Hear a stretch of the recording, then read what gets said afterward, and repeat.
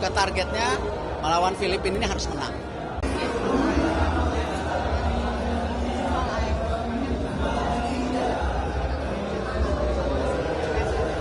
Ya, saya sudah sampaikan bahwa setiap kita mengirim tim, kita punya target. Targetnya juga bukan sesuatu yang hiperbol. Melawan Myanmar, Laos, wajib menang. Melawan Vietnam seperti hitungan, kalah terhormat, kalau bisa seri luar biasa. Tadi malam pemain-pemain menunjukkan permainan yang baik. Ya, belum maksimal, baik, ada kesempatan tapi baik.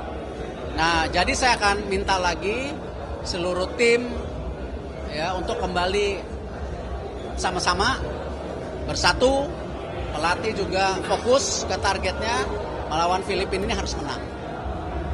Itulah. Ini apa sebenarnya Pak?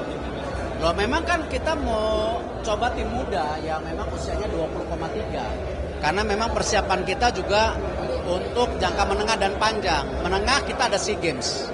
Panjang ya itu ada 2027 kejuaraan U23 yang dimana kita ranking 4. Artinya kalau kita tidak menyiapkan tim 17-20 tahun yang hari ini sedang berusaha main di Piala Asia bahkan coba lolos Piala Dunia ya tidak mungkin.